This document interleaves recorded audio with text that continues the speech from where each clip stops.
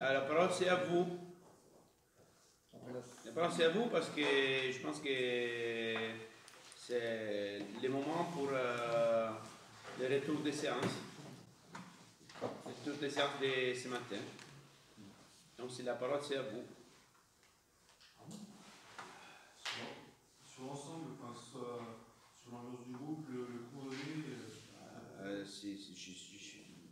Alors, d'habitude, si on fait une vraie séquence pédagogique, ce serait un retour par petits groupes et après un retour global. Mais puisqu'on n'a pas fait de groupe pour l'observation, je pense que c'est à vous de dire qu'est-ce que vous avez pensé. Et si vous avez déjà changé, de faire sortir quelque chose.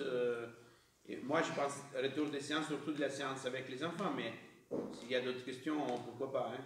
On n'est pas figé par la séance des enfants. La séance que tu as fait là, très axée sur les fondamentaux.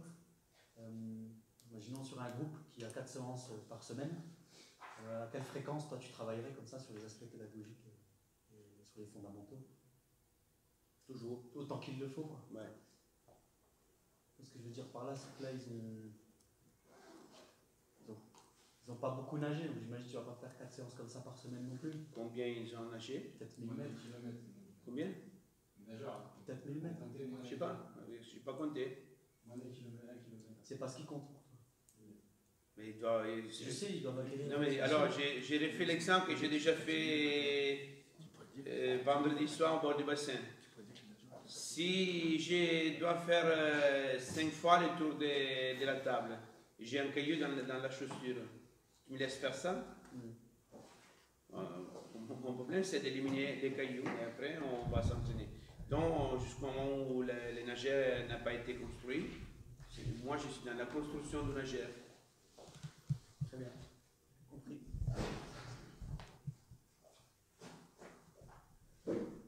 Mais le problème, c'est. Je n'ai pas une question implicite dans ta question. Le problème, c'est d'imaginer que de construire un nageur, ça demande beaucoup de temps. Je pense que si on travaille pour construire un nageur, ça va très rapidement arriver à son niveau idéal en fonction de l'âge, des besoins, etc. Et donc, la construction, c'est beaucoup plus rapide. Et là, on n'a même pas abordé le problème de la déconstruction du nageur. C'est une observation parce que c'est vrai que c'est une séance qui peut interpeller dans la mesure où si on fait le tour des clubs, on s'aperçoit qu'on est organisé de la manière suivante. On sait que par exemple pour un groupe jeune, il serait plutôt intéressant à ce que dans la séance, ils puissent nager, moi je veux dire 3 ou 4 séances de 3 à 4 km par semaine pour qu'ils puissent, voilà. C'est un petit peu ça qui fait que avec dedans, effectivement, un travail technique, un travail physiologique, et voilà. Ça, c'est un petit peu quand même je ne sais pas, au niveau, je sais pas si au niveau fédéral, mais ce qu'on voit, je ne sais pas au niveau des formations également, ce qui est dispensé, mais c'est ce qu'on peut constater. Il y a eu une feuille où il y avait marqué poussin, benjamin, minime, etc., avec les âges, les exercices, les kilométrages recommandés, machin, etc. Et comme on dit, si à un moment donné, il y a un caillou qui empêche de faire tourner la mécanique avant d'aborder tout ce qui est physio et puis tout ce qu'on doit faire à tel âge, et tel âge, et tel âge, si le gamin à tel âge, il lui manque les capacités, une coordination ou quoi que ce soit, on a beau faire ce qu'on veut, on ne va pas y arriver. Moi, j'ai trouvé cette séance-là très, très pertinente. Après, peut-être qu'en fonction, effectivement, du niveau qu'on a, elle ne correspondait peut-être pas à ces jeunes-là. C'est-à-dire, les exercices et la séance, on l'a fait dans la construction, donc on l'a fait peut-être, je pense, avant, avec des plus jeunes. Tu veux dire, Mao, il y a des choses à construire sur ce Moi, j'ai été répondre de façon non idéologique. Je ne connais pas les nageurs. Je regarde les nageurs, il y avait ces besoins-là, je travaillais les besoins. Ouais, non, bien sûr. Okay. Sinon, je suis dans les jugements. Alors moi, je pense qu'il devrait déjà être capable de faire ça, si c'est ça la question. Je pense que c'est ça. C'est ça. Mais c'est pas trop important ça, parce que ça, c'est vraiment déjà dans le jugement. Parce que je ne connais rien de l'histoire des nageurs. peut-être ils sont tombés là du football, ou je m'en fiche. C'est quoi mon objectif? Qu'est-ce que je vais obtenir? Qu'est-ce qu'il y a qui m'empêche d'obtenir? Qu'est-ce que je donne la totalité du temps à éliminer l'obstacle qui m'empêche d'obtenir ce que je vais obtenir. Et après, c'est à décider qu'est-ce que je vais obtenir. Parce que ça peut être qu'ils s'amusent, ça peut être obtenir des minima pour les championnats du monde, ça peut être fatiguer la majorité du groupe pour sélectionner. J'ai des intérêts qui disent j'entraîne que des nageurs dans l'eau et les autres, c'est pas mon problème. Donc, les objectifs, c'est quelque chose qui c'est à choisir. Moi, dans ma tête, il y a la construction du nageur en fonction des. S'il n'y a pas en fonction des, c'est la construction du nageur. Pour nager les dimanches avec les parents, c'est pas ça. Donc, si on n'a pas explicité l'objectif, c'est. Donc la lecture que tu as faite, en fait, quand tu as vu ces jeunes-là, c'est ce qui t'a dirigé dans les premiers exercices et dans ce que tu devais mettre en place avec eux. J'ai réalisé une lecture en fonction de certains paramètres que j'ai explicités chez moi et je n'ai pas explicité ici.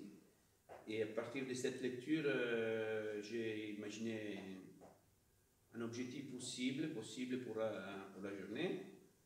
J'ai exploré une piste. Je me suis dit que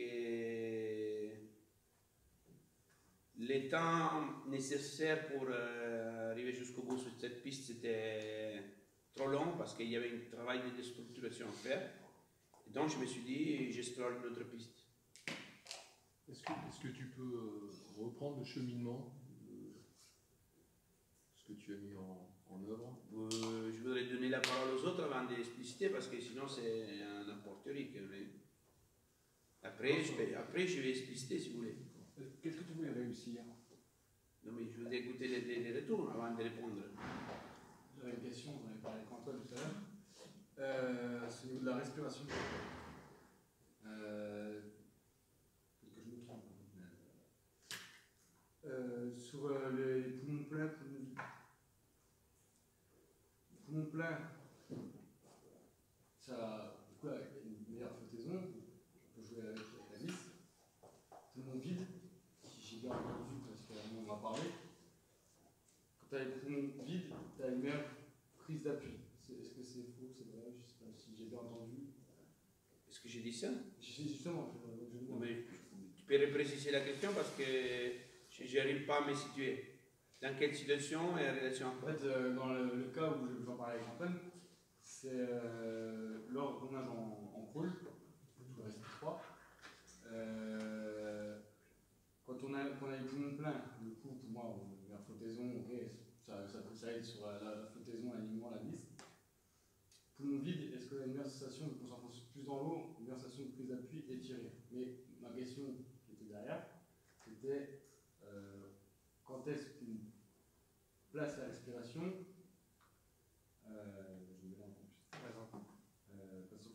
est-ce que c'est mieux de tirer comme plein ou comme vide? Je comprends la question, c'est noté. À vous. Pas d'élection, donc c'était pas trop intéressant. Moi, j'ai cru comprendre que tu as fonctionné par rapport à ton modèle, c'est-à-dire ta vision de ce qu'est le modèle du nageur, pour identifier finalement des urgences dans la construction, ou du moins dans la déconstruction, ou dans la reconstruction des choses qui sont importantes par rapport à ce modèle, en priorisant, semble-t-il, la position de la tête, donc le placement de la tête, et derrière, après, la perception du corps dans l'eau également par rapport à un certain exercice lié, encore une fois, au placement de la tête. C'est comme ça que j'ai compris.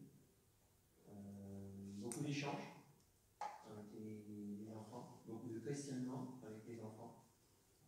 Tu as rebondi à un moment donné aussi sur une jeune fille qui semble être dans l'incapacité ou du moins sur le coup, ne pas être dans l'incapacité à pouvoir maintenir un équilibre statique d'elle-même, c'est-à-dire qu'elle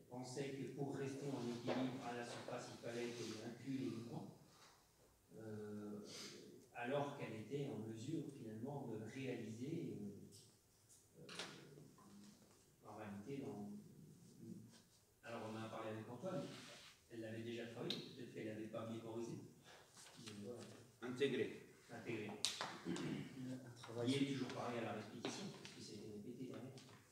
un travail sur la remontée passive aussi.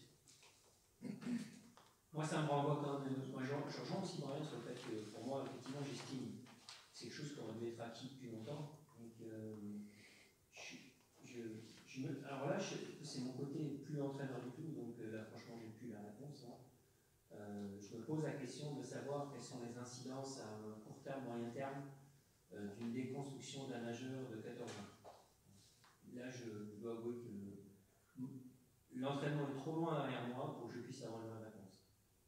Déconstruction, c'est-à-dire, c'est quoi une déconstruction? Finalement, replacer la tête, ce qui peut modifier la perception proprioceptive, le placement des appuis. Est-ce que tu vois, est-ce que c'est une réelle incidence sur la création de la performance par la suite? C'est-à-dire qu'il a subi une déformation et puis qu'on est en train de recréer quelque chose. C'est une mauvaise construction. D'accord, ok. Et là, je dois avouer que j'ai plus d'expérience pour pouvoir répondre. Donc, et c'est une question qui m'intéresse.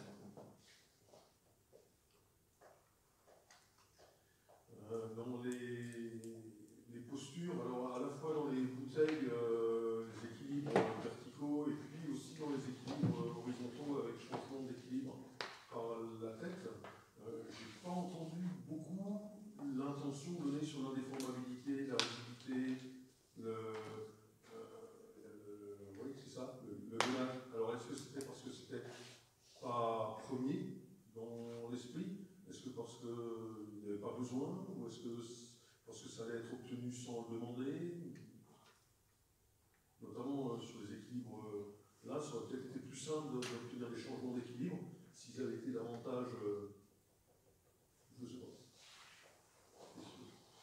Ok. Autre chose? Moi, je trouve que les habilités et les placements qu'ont acquis les nageurs à intensité basse, on est par contrainte, etc., dès que tu les mettais un peu à l'épreuve du temps, pour l'épreuve de l'intensité, le naturel revenait au galop. Donc, est-ce que c'est parce que les habilités étaient nouvelles ou. C'est quoi pour toi l'épreuve du temps? Par exemple, 200 mètres. Toi, tu les mettais sur un 200 mètres.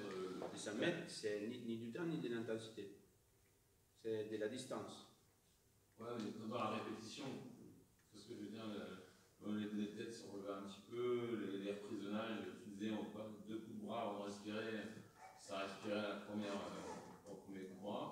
Vraiment, je pense que c'est des choses auxquelles on est un peu confrontés en tant qu'entraîneur. Est-ce que c'est parce que c'était nouveau pour eux ou. Ok. Là, j'ai essayé, j'explicite un peu. Ou il y a d'autres questions? Alors, si j'oublie quelque chose, levez la main. Alors, je vous parle de la façon dont j'ai organisé la séquence. Donc, je ne réponds pas aux questions, en effet. Et après, je vais répondre aux questions avec un petit peu plus de profondeur.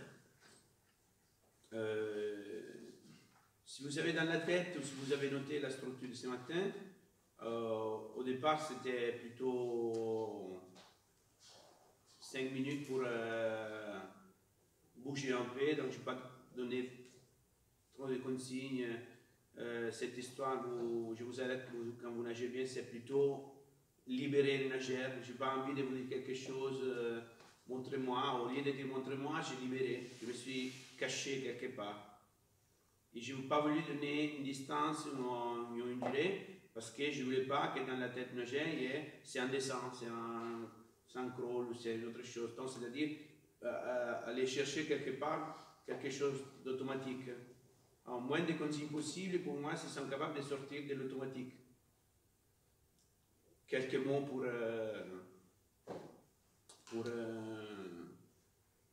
construire la relation, quelques choix postural pour construire la relation. Les 2 fois que j'ai parlé un peu plus avec l'ingé, je me suis assis. C'est plus en bas que c'est un choix, ça, c'est pas fait par hasard. Soit au départ des séances, soit quand j'ai parlé, que j'ai fait sortir les enfants. Je n'ai pas voulu prendre la posture de l'autorité, du maître. C'est vraiment, je vais vous libérer. Okay? Donc ça, c'était déjà ma première stratégie. Et dans cette première séquence, j'ai évalué des choses que j'avais plus ou moins déjà évaluées hier, mais je voulais vraiment prendre les groupes. C'était un groupe à moi, c'est pas la même chose. Regardez, un groupe, je fais un exemple, c'est comme si on va quelque part en voiture. Si c'est moi à conduire, je peux me rappeler, je suis passé par là-bas. Si je suis dans la voiture avec lui, je ne sais pas si la prochaine fois, même si je fais le même trajet et regarder, je ne sais pas si je peux y arriver. Donc moi j'ai pris les groupes, donc l'observation que je fais aujourd'hui, ce n'est pas la même observation qu'hier soir. Et après je me suis dit, il y a un thème principal, c'est ils sont tous construits à partir des battements des jambes et avec la tête sortie de l'eau. Je me suis posé la question, est-ce que c'est demandé ou est-ce que c'est spontané? C'est-à-dire, il y a des nageurs qui sont avec la tête sortie de l'eau parce que c'est spontané, on n'a rien demandé, mais ils s'organisent pour regarder devant. Et évidemment, si on est poussé derrière, on a tendance à faire ça. Okay? Donc c'est un peu normal ça.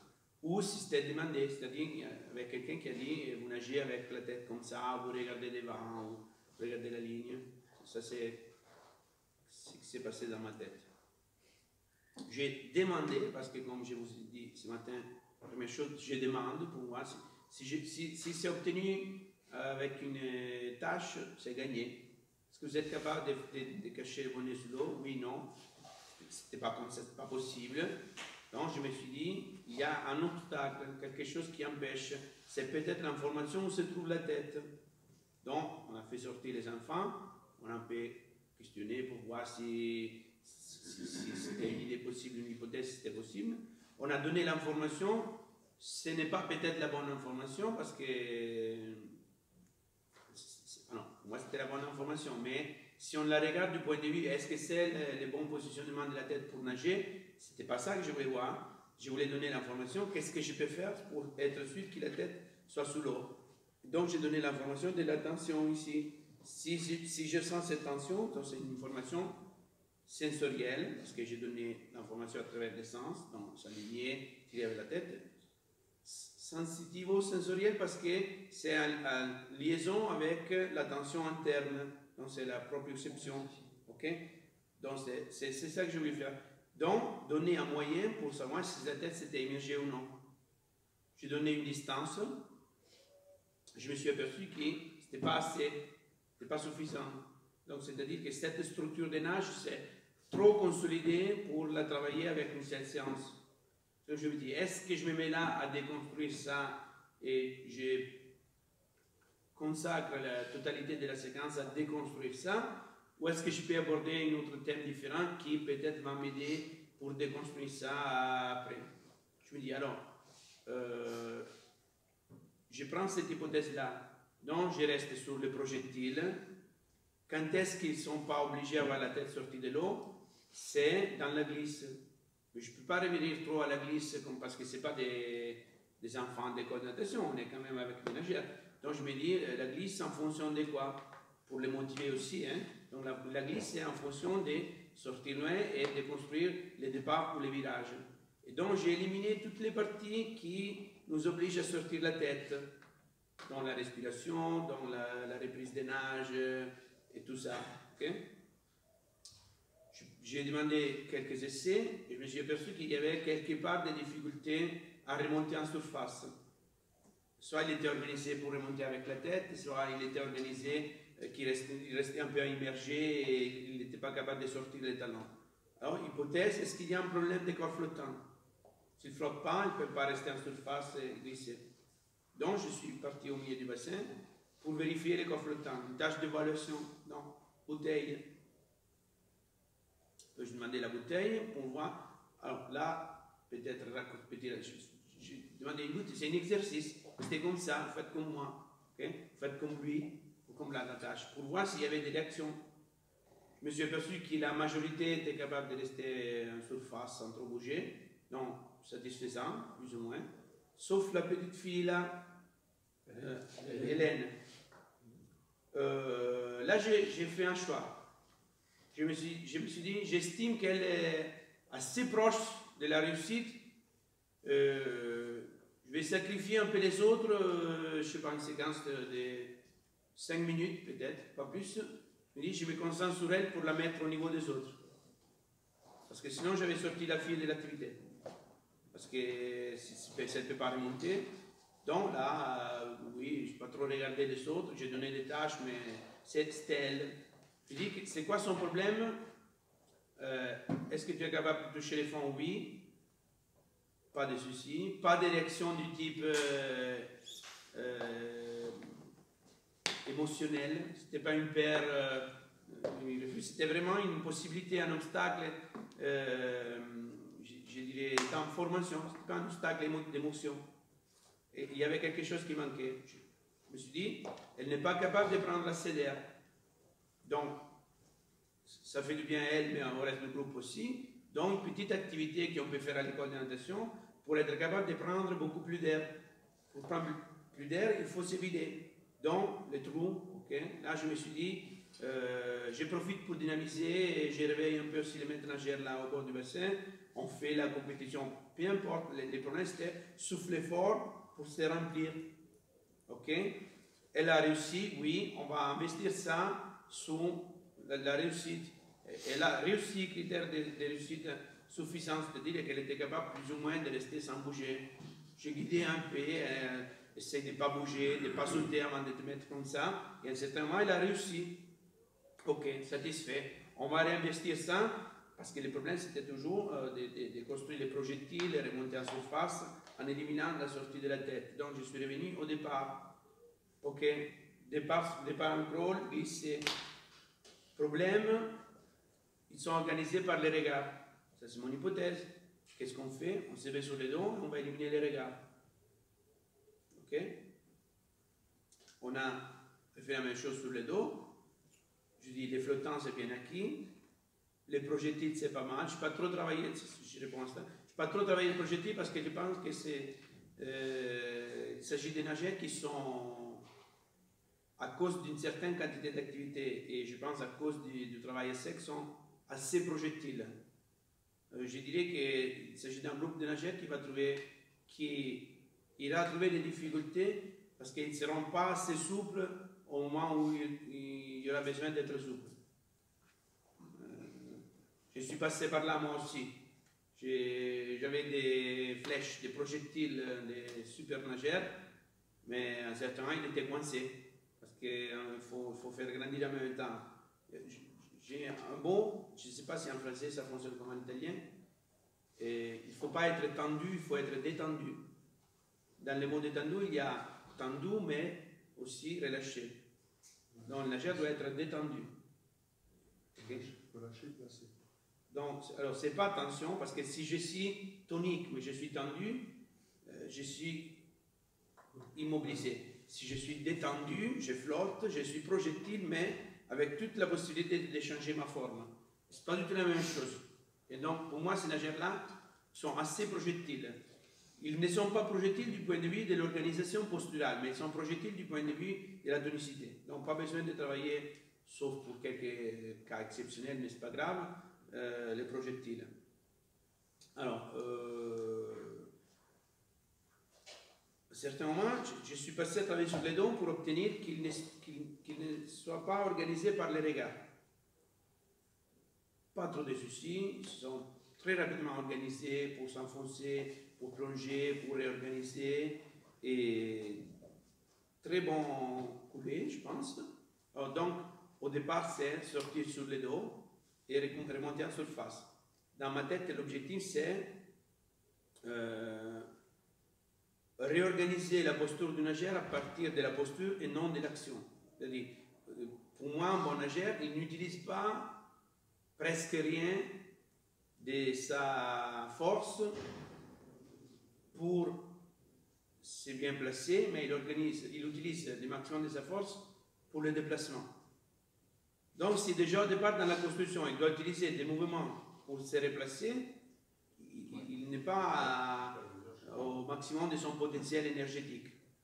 Donc, au lieu de mieux entraîner les physiologiques, alors si c'était une voiture, une Ferrari ou je sais pas, une voiture de haute compétition, là, au lieu de mettre un moteur plus fort, j'organise son profil, la prise d'air, tout ce qui concerne gaspiller moins d'énergie pour être bien positionné.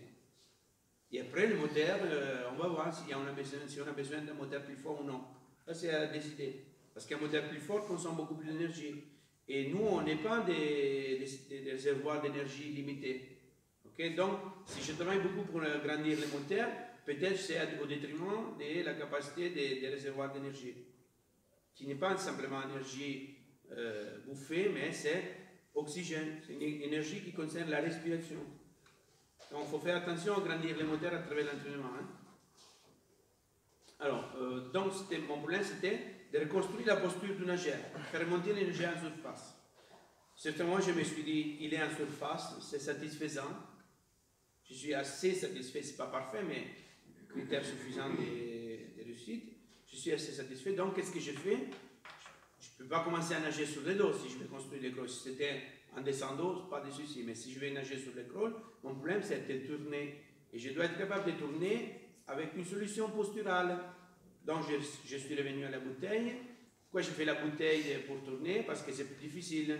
Parce que de tourner avec la tête, si je suis en bouteille, c'est compliqué. Première solution adoptée pour les enfants, c'est je fais quelque chose. Okay? Je tourne ici. Je dis non, vous utilisez la tête. Petite réaction, c'est difficile, c'est plus difficile. Donc, on revient à mon objectif. Tourner. Donc, être capable de tourner avec une solution posturale. Est-ce qu'ils sont capables de tourner avec une solution posturale? Plus ou moins oui. On va réinvestir dans la nage. Donc, vous faites sortir sur le dos et vous tournez. Alors, au départ, c'était, puisque les virages, c'est des actions qui sont coordonnées. C'est-à-dire, il y a une bascule et il y a une impulsion. Comme le plongeon, c'est un déséquilibre et une impulsion. Le virage, c'est une bascule, une rotation et une impulsion. Alors, je me suis dit, est-ce qu'ils sont capables de faire cette rotation, oui ou non? Je travaillais la rotation de façon isolée. Ils sont plus ou moins capables de tourner. On va mettre les deux actions ensemble. L'impulsion, c'était déjà travaillé. Donc, on va mettre la rotation et après l'impulsion. Et glisser, c'est toujours l'objectif qui va organiser l'activité. Et l'objectif, on avait estimé, c'est sortir loin, au moins les drapeaux. Alors, puisqu'il doit sortir loin, il doit s'organiser pour être aligné, profilé, pas bouger avec la tête, pousser fort, donc pas de battement, c'est pour ça pas de battement. Et ils se sont organisés pour sortir très loin après une roulade. Okay? Et s'ils sont capables de faire ça, on a lancé un peu l'idée de mettre ça à l'épreuve de la distance. Okay? C'était pas trop acquis parce qu'en effet, sinon ce serait de la magie de transformer 15 nageurs avec une séquence comme ça. Mais c'est la piste à suivre à mon avis. Dans la séquence, j'ai lancé dedans des pistes ventilatoires, mais je me suis aperçu qu'ils n'ont pas du tout l'habitude de travailler dans la ventilation comme je voudrais. Je me suis dit, je dois choisir. On ne peut pas mettre dans la tâche la consigne de glisser, la consigne de respirer, la consigne de la tête, comme dit, j'ai choisi, et aujourd'hui, ce n'est pas la ventilation. Dans la ventilation, je vais l'éliminer. Dans la séquence qui m'intéresse, pousser, sortir loin, il n'y avait pas de ventilation. Et dans la partie nager, je m'en fiche. Pour aujourd'hui, hein, parce que je ne peux pas tout contrôler. Sinon, on est en train de, vraiment, au lieu de libérer, c'est en train de contrôler.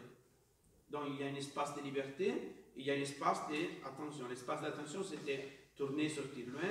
Et l'espace de liberté, c'était l'espace nager. Équilibre. Alors, on verra ça après.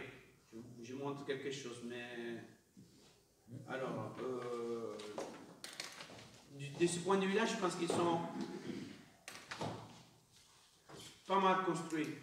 Il n'y a pas trop de problèmes d'équilibre, pas de réaction de déséquilibre. Donc, ils sont capables de s'organiser. Je pense que vraiment, il s'agit de nageurs qui sont bien construits selon un modèle que je n'aime pas. Okay? C'est un modèle que je n'aime pas. Je ne dis pas que mon modèle c'est le bon modèle et l'autre c'est un mauvais modèle. C'est que selon les modèles que je pense avoir plus ou moins trouvés là-bas, ils sont construits pour s'équilibrer. C'est-à-dire que les moteurs sont construits avant les bateaux. Ce n'est pas, je vais construire un bateau et après je vais accélérer ces bateaux, c'est déjà au départ, il y a une énorme quantité de déplacements et le bateau va suivre. Donc la priorité, c'est au déplacement. C'est pour moi, les bateaux, c'est quelque chose qui vient avant les déplacements. Et moi, je suis vraiment convaincu, en tant qu'entraîneur et en tant que nageur, en tant qu'ancien nageur, de très faible niveau, mais très paresseux, que si je nage moins dans les 25, j'ai gagné. Donc pour moi, sortir loin, flotter sans battement, sans être obligé d'avoir des battements pour revenir en surface, tourner sans faire de mouvement, tout ça, moi c'est prioritaire. Parce qu'à un certain moment, la totalité de mon énergie c'est disponible pour le déplacement. Par contre, dans ces modèles-là, je vois, moi j'étais désespéré, excusez-moi, mais c'est en relation à mon modèle, c'est pas un jugement de l'intérieur, de voir que les nageurs au départ qui faisaient des virages sans impulsion et ils tournaient, je ne sais même pas comment. Il arrivait au mur, il faisait des choses comme ça, je ne sais pas, il faudrait regarder. On a une vidéo. On n'a pas besoin parce que, mais vraiment, alors l'idée c'est, je vous dis l'idée, les virages ça ne sert à rien. Je dois m'organiser le plus rapidement possible pour regarder devant pour recommencer à nager. Donc, le problème c'était arriver au mur et se remettre. Je vous montre ce que j'ai vu. Hein. Alors, l'idée c'est, j'arrive là, okay, j'ai fait une culbute parce qu'on m'a dit qu'il faut la faire, okay, mais après la culbute, je tourne pour me remettre comme ça et recommencer à nager. Okay. Et alors, c'est remis de toucher les mots et repartir. À partir de ces virages-là. Par contre, pourquoi on fait les virages sur le dos? Là, je tourne. J'ai déjà le maximum de vitesse. Donc, je ne perds pas de vitesse. Les lois de la physique nous disent que chaque rotation va réduire la vitesse. N'importe quelle rotation va réduire la vitesse. Donc, qu'est-ce que je fais? Je me raccourcis, je me mets en boule, parce que la boule, c'est la chose qui tourne le plus vite possible. Je me mets en boule. Une fois que je suis en boule, j'ai les pieds là. Parce que si je mets d'autres rotations, si je suis là, je suis arrivé là. Là. Je suis arrivé là. Ok? Je suis arrivé là. Rotation. Si je fais une autre rotation, j'ai perdu 2 secondes. C'est fini. Je ne suis plus un nageur de niveau. Ce n'est pas possible. Alors, la seule solution possible, c'est d'arriver là et pousser. Ok? Alors, quand est-ce que je vais mettre la rotation en fait? Quand est-ce que je vais mettre la rotation après? Selon mon modèle théorique, selon... Quand on perd la vitesse. Quand j'ai déjà perdu la vitesse, parce que si je tourne ici, je perds de la vitesse. Donc la rotation, je vais la mettre là où j'ai perdu de la vitesse et je commence à nager. Si je suis un nageur qui est capable, du point de vue de l'organisation posturale, de la force des jambes et de la quantité d'oxygène que je vais consommer pour ça, je peux mettre le battement des jambes pour arriver plus loin. Ça, c'est le cas de l'Octi ou d'autres nageurs. Mais je ne peux pas imposer ça à mon nageur, parce que si c'est un nageur qui n'est pas organisé, du point structurel pour mettre des battements, c'est mieux de sortir et nager. On a parlé ça hier avec, je ne me rappelle plus qui c'était, mais j'étais étonné de voir les virages d'Agnel quand il a été champion. Il ne pousse même pas. Il commence à nager tout de suite, mais il est, je pense, 2 mètres. Okay? Mais il est fin, si vous voulez. Il n'est pas bien structuré pour nager immergé. Okay? Il a une approche de virage rapide. Très rapide. Malgré qu'il soit grand, il était tout en boule. Oui, tout en boule. Ça, très rapide. Voilà. Vitesse, impulsion, rotation et nage. Par contre, l'Octi, structure, je pense qu'il paye, son poids est, je sais pas, 150 kg, je sais pas. S'il peut nager immergé, il gagne. Donc, rotation, impulsion, battement des jambes le plus long possible. Okay? Mais ça, c'est quelque chose qui concerne les nageurs. D'où la spécificité de son travail après dans les ondulations. Voilà. Ça correspond. Mais pour nous, ok, le problème c'est de donner les choix à notre nageur. C'est ça le problème, parce que si je vais choisir pour lui, c'est fini. Qu'est-ce que je dois construire? Je dois construire sa capacité de tourner vite, s'organiser, pousser fort et arriver loin. Et dans un deuxième moment, j'ai construit sa capacité de mettre des ondulations. Et certainement, sera la compétition, les nageurs vont trouver sa solution. Je dois sortir avant, je dois sortir après, ou je dois rester immergé ou non. Okay? Mais si je n'ai pas construit ça, si je suis encore en virage spontané, c'est du temps perdu.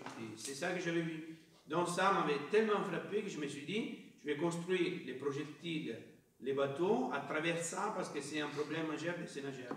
Et moi je me dis, j'espère qu'il y a des entraîneurs de bon niveau qui peuvent me confirmer ou non. Je pense qu'avec un bon virage à ce niveau-là, hein, je dis pas, parce qu'à niveau champion du monde, il n'y a pas ces problèmes-là, mais à ce niveau-là, un bon virage me fait gagner, j'exagère pas, 1 seconde et demi, un bon virage par rapport à un virage sans impulsion, j'exagère ou non? Sur la totalité des virages dans la distance? Sur un seul virage. Ah, un seul virage.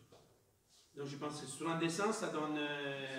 C'est possible, ils avaient calculé ça après les 1500 mètres, justement. Combien de secondes vous pouvez gagner en se plaçant correctement sur les virages devant 1500. Et c'est quoi la réponse? C'était pas 1 seconde et demie, mais c'était presque un peu plus qu'une demi-seconde. À chaque virage, attention, hein, sur un 1500 mètres. À chaque virage. En sachant que si on fait ça sur les 15 ans, non, mais sur les 15 ans, je ne pense pas qu'un nageur sera capable de sortir après les drapeaux. C'est chaud. Sortir après les drapeaux? Oui. Au 1500? Après les virages, oui. Non. Alors, c'est pas ce niveau des nageurs. Ah, pas ce niveau-là, non? Alors, mais plus monte les niveaux, et moins c'est possible de gagner sur une partie technique. Okay? Mais à ce niveau-là, okay? Un nageur qui commence à nager, ça c'est les drapeaux, okay? Ça c'est les drapeaux. Un nageur qui commence à nager ici, et un nageur qui commence à nager ici, c'est, quand je dis 1 seconde et demi, pour moi c'est des secondes, mais on se dit c'est 1 seconde et demi. Okay? Et si je gagne 1 seconde et demi sur chaque village, sur un dessin, ça fait 5 secondes. Okay? Simplement sur ça. Mais sauf que si j'ai bien construit ça, ça signifie que sa posture va changer.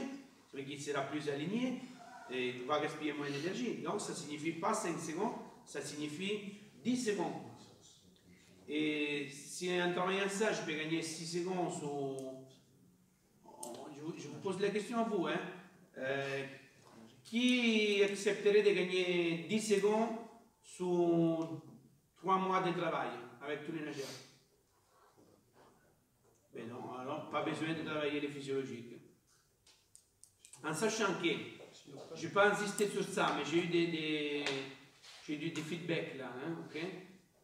Ils étaient fatigués, hein?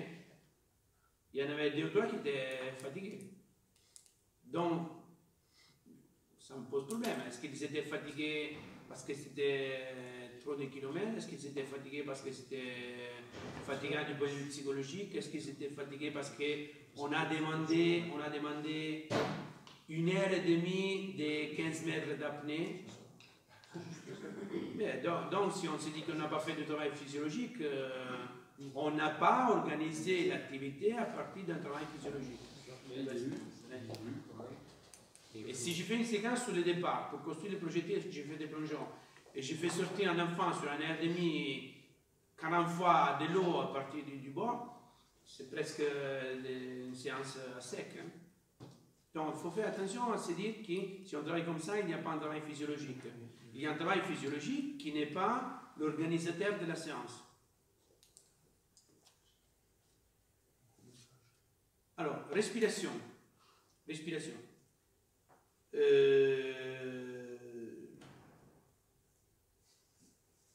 Moi, je ne peux pas imposer à mon nageur sa respiration.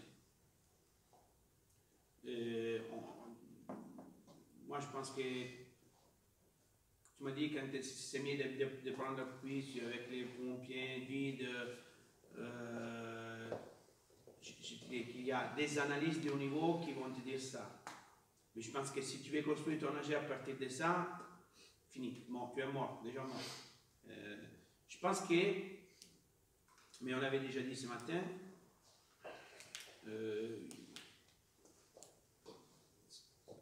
tu as les poumons, là, ok, c'est un poumon qui travaille comme ça. Tu dois avoir les poumons qui travaillent comme ça. Okay? Les terriens, ils respirent comme ça. Imaginez, restez là et imaginez, non? C'est pas...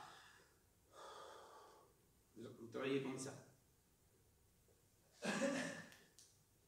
Déjà, si vous faites de la course, etc., ça commence à... Parce que la solution, vous savez, la solution spontanée de l'être humain en général, c'est la fréquence.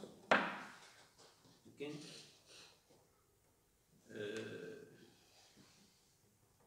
La solution non spontanée, c'est l'amplitude.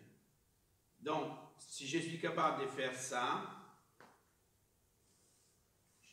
j'ai plus d'oxygène à disposition. Si je suis capable de faire ça, alors les terriens, j'insiste, hein, ils travaillent ici. Ils ne s'évitent jamais complètement et ils n'arrivent jamais à avoir le maximum possible d'amplitude. J'utilise le mot amplitude parce que ça va revenir sur l'amplitude des nages, sur l'amplitude des choses, l'amplitude des plongeons. Alors, si je fais ça et je fais ça aussi, j'ai plus d'air et plus d'air renouvelé. Parce que si les terriens, la réserve d'air, c'est une réserve moins renouvelée. Okay? Donc, si je fais ça, plus d'air et plus d'oxygène. Plus d'air et plus d'oxygène, ça signifie, à niveau plus évolué, ça signifie plus de disponibilité pour les parties en immersion, pour changer de vitesse. Ok? Faites attention à ça.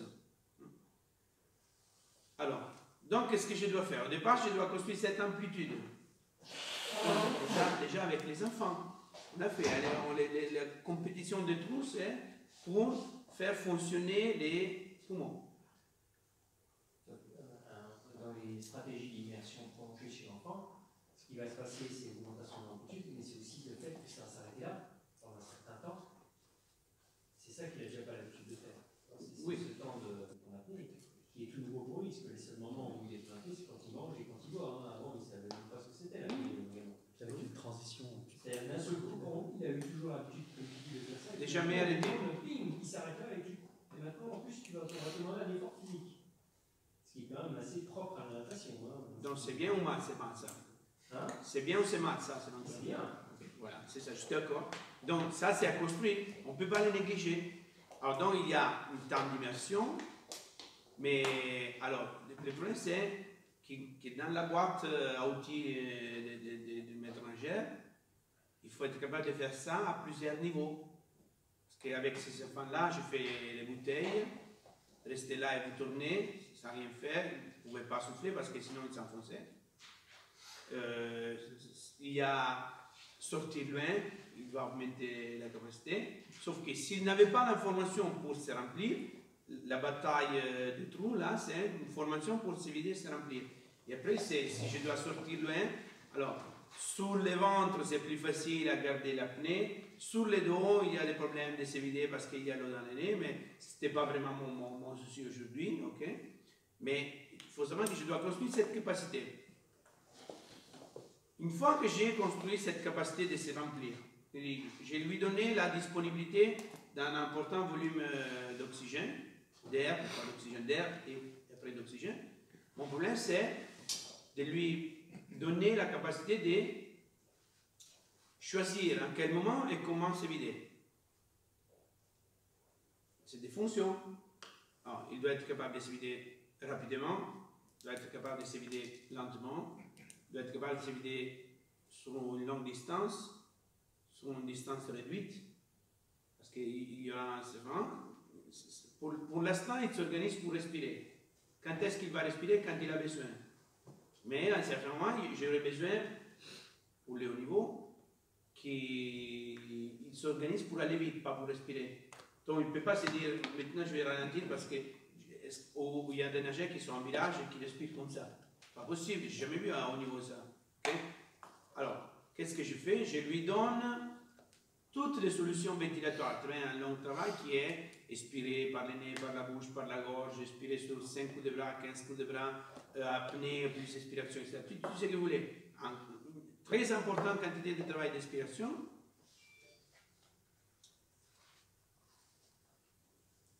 On ne s'arrête pas là, on est en train de construire un nageur. Donc il y aura à côté un travail de vitesse. Un travail de vitesse et un travail de changement de vitesse. Okay? Mais après,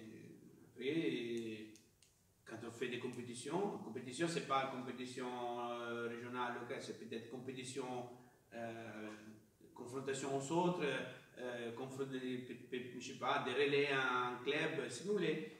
Quand je suis mis à l'épreuve de la vitesse, je m'organisais pour souffler fort ou souffler pas, ou trouver le bon moment pour souffler. Okay? Du point de vue de la construction, parce que j'ai construit les deux fonctions, ventilation, changement de vitesse. Les bateaux, c'est déjà construit, donc ce n'est pas un problème pour moi. Il est capable de garder son bateau aligné et de changer de forme pour accélérer, etc. Il va trouver sa solution en fonction de la vitesse, du résultat à obtenir. Okay? Autre chose, c'est si on est dans l'analyse de quand est-ce que les meilleurs se vident, respirent, etc. Ça, c'est autre chose. C'est quelque chose qui concerne l'analyse, la description, qui ne concerne pas la construction. Parce que si je vais profiter de l'analyse, de la lecture des meilleurs, dans les côtés techniques, pour l'imposer à mon nageur, en lui disant alors tu te vides et après tu pousses, c'est fini.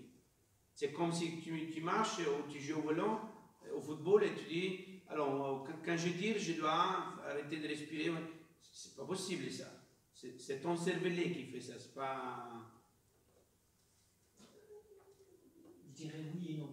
C'est que je crois certainement qu'il y a certains éducateurs, ils seraient bons qui voient comment s'organisent des athlètes de haut niveau pour éviter qu'ils demandent en permanence une expiration continue aux nageurs dans l'apprentissage de la natation. Ah ben je ne demande pas ça, je n'ai pas dit ça. Non, mais je pense que ça reste quand même dans la conception du modèle hyper important. Bien sûr, il ne s'agit pas de reproduire finalement ce que fait l'athlète de haut niveau, mais d'en avoir bien conscience de comment il s'organise. Ben ça c'est alors. Je comprends ce que tu dis, mais tu veux me faire aller dans une direction dont je ne vais pas y aller. Je te dis que c'est important d'avoir la lecture du nageur. Alors, je vais être très explicite. Okay? Je le sais, les meilleurs nageurs, dans quel moment ils poussent et s'il est vide ou non. Okay? Mais si je donne cette réponse à Simon, il ne sera pas capable de l'utiliser pour construire des nageurs. La réponse dont il a besoin, c'est qu'il doit construire la fonction de la respiration des nageurs. Au départ, il doit construire l'amplitude des poumons, et après il doit construire l'expiration par le nez, par la bouche, par la gorge, etc., et libérer son nageur pour choisir le bon fonctionnement. Ça, c'est la réponse pour la construction du nageur. Si je lui donne en ce moment la réponse, comment se fait la respiration des meilleurs, ce qui va se produire, c'est une représentation dans sa tête qui va lui empêcher de construire un bon nageur parce qu'il va essayer d'aller tout de suite dans cette direction. Alors, j'ai traduit avec un exemple.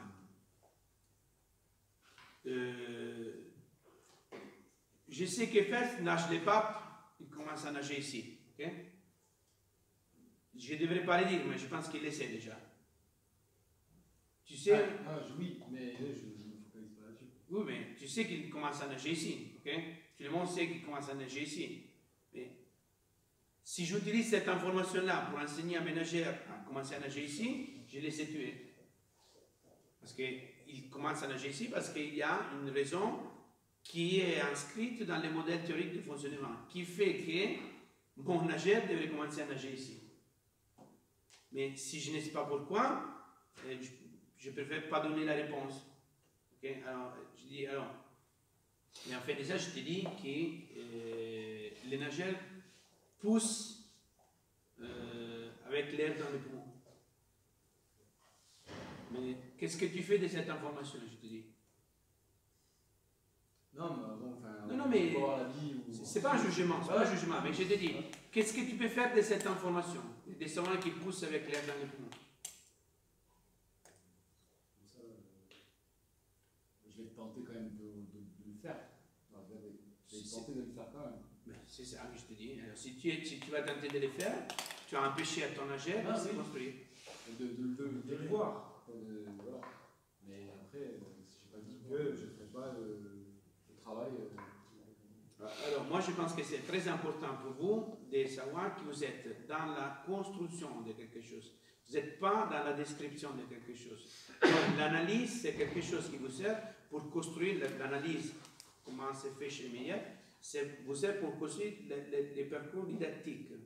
Et vous devez être toujours centré, quand vous êtes avec vos nageurs, sur la didactique, hiérarchie, ordre, construction des fonctions, etc. Parce que si vous êtes centré, si vous mélangez, c'est pour ça que j'ai commencé sur ça ce matin, si vous mélangez, vous passez de la pédagogie à la technique avec confusion, qu'est-ce qui se passe? Que chaque fois que vous êtes en difficulté sur la technique, sur la didactique, okay, parce qu'il y a quelques résultats qui n'arrivent pas, vous revenez à la description. Faites comme les meilleurs. Au lieu de construire pour répondre aux lois qui permettent aux meilleurs d'être comme ça, vous passez à nager pour faire comme les meilleurs. C'est impossible. C'est impossible et ce n'est pas souhaitable.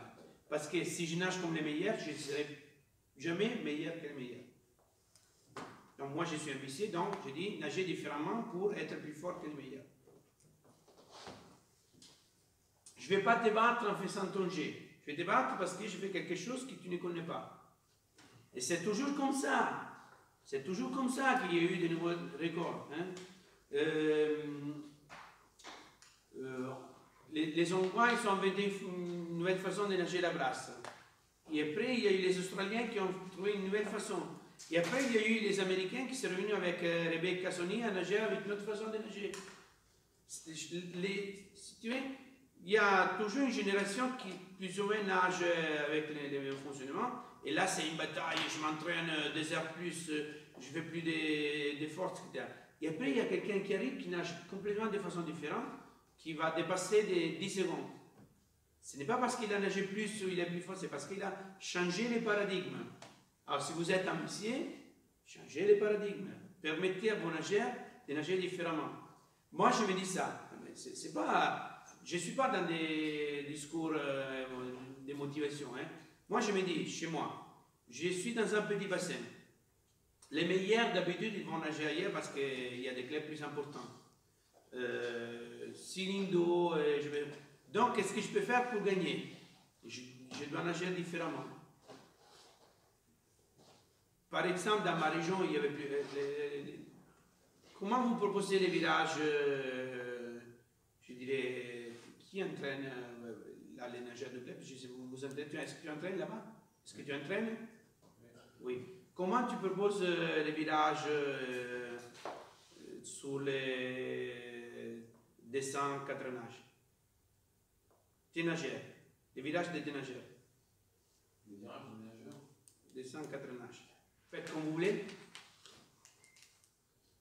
Alors, le premier virage, c'est quoi?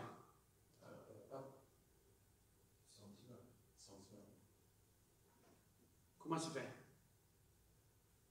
Qu'est-ce que tu demandes? Tu es en construction avec des nageurs. Qu'est-ce que tu demandes?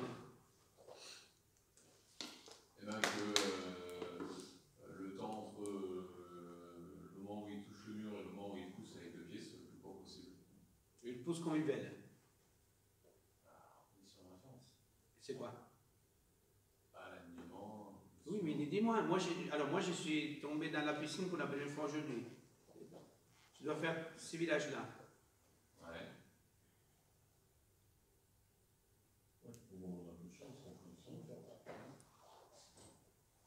Position de France, je ne la connais pas. Ça, tu l'appelles. Ouais, après, Ok. Et après, il y a un nouveau village. Les suivants, c'est quoi? Partout. Comment tu les fais, ça? la même chose que la pêche est sur le dos. Mais j'arrive sur les papes, comment je me mets sur le dos? Tu fais pas, basculer en avant. Est-ce que j'ai le droit de la faire? Je sais pas, c'est pas un jugement, hein, je vais comprendre, parce que peut-être il les fait différemment, il les fait différemment. Comment je me mets sur le dos? Enfin, tu ramènes les pieds au mur et puis le corps il bascule en arrière. Donc tu passes arrière comme ça. Ouais. Tu passes pas sur les côtés.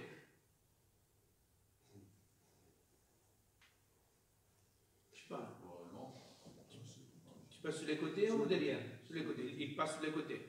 Donc là j'ai l'impression que c'est plus derrière. Ok? Et après il y a les deux bras. Non? Ouais. Et comment tu les proposes? Sur le côté.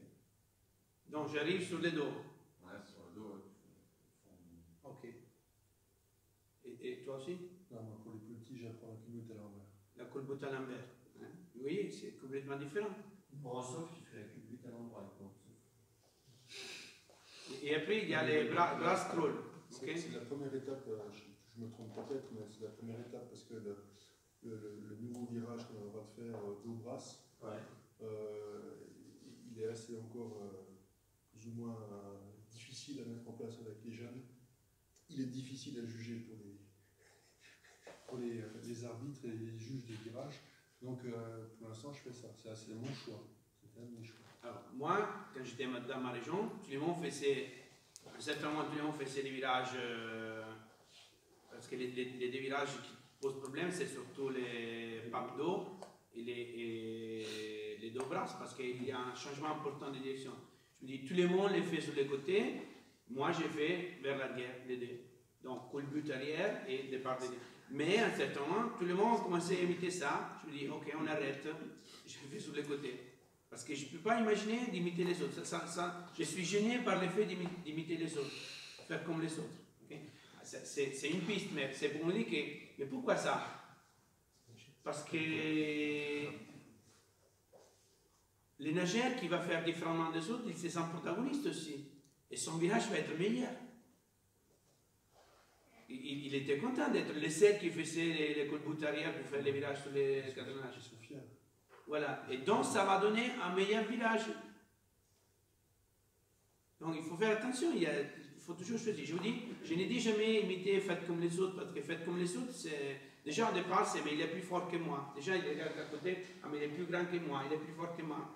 Et alors je lui dis, mais tu nages mieux que lui. Pourquoi tu nages mieux? Parce que tu es plus aligné, parce que tu fais un bon virage, etc., etc. Et donc, pour moi, la piste, c'est libérer les nageurs, les rendre protagonistes de sa performance, lui permettre d'être plus évolué que les autres. C'est vrai, c'est ça. Quand ils ont réussi pour les premières fois les virages dos brasse avec la culbute à l'arrière, ils ne m'ont pas parlé de leur 104 nages ou de 204 nages. Ils m'ont dit, regarde, t'as vu? J'ai réussi. Je dis oui, c'est vrai que tu as réussi. C'est vrai. Et tu l'as réussi, et quand est-ce que tu as réussi? Quand tu es capable de sortir plus loin que les autres. Et là, il tire, il essaie de sortir plus loin que les autres. Et ça va donner des transformations. Hein. On est dans la deuxième étape, parce que là, pour l'instant, quand ils font ça, il leur manque encore un petit peu d'appui. Voilà, c'est ça, exactement. Après, ils paniquent un petit peu. Ben, ça suffit de savoir. L'obstacle, juste aux 5 mètres. L'obstacle sera, donc je vais ajouter ça, et peu importe. C'est ça. Sauf qu'ils ne laissent pas ça au hasard. Quand je parle du paradoxe d'imposer quelque chose pour les libérer, je ne laisse pas choisir les virages. J'impose un virage pour après laisser choisir. Pour permettre d'être libre de choisir. Et habituellement, s'il y a une bonne relation avec l'entraîneur, enfin, il partage les choix de l'entraîneur. Est-ce que j'ai répondu aux 4 questions là? Peut-être j'ai oublié quelque chose. Je ne me rappelle pas tout de la séquence, peut-être j'ai oublié vraiment quelque chose. S'il y a d'autres choses que je n'ai pas explicitées. Ah, je fais une partie finale, comme je l'avais dit ce matin, les dernières 5 minutes, c'est plutôt social. Donc, je voulais mettre de l'énergie, quelque chose de vitesse. Mais ce n'était pas vraiment dans l'esprit de transformer ou de faire des choses, c'était plutôt pour finir avec une activité. Non, les 5 minutes finales plus relâchées, ok. Et dans toute la séquence, de départ jusqu'à la fin, J'ai travaillé l'autonomie des nageurs, donc jamais donné le départ, organiser des groupes pour s'arrêter, pour s'expliquer les choses qu'ils n'avaient pas compris, pour se donner le départ sur les 50 mètres, pour redire les choses aux autres, parce que s'il n'y a pas un groupe construit, c'est toujours l'entraîneur qui fait la relation avec l'individu. C'est comme si on a 15 leçons particuliers dans un groupe de lignes. Okay? Pour moi, c'est pas ça. Moi, j'entraîne les groupes, je n'entraîne pas l'individu. L'individu, c'est l'élément qui va trouver sa façon son statut et son rôle dans le groupe. Okay? Ce n'est pas en relation à l'entraîneur.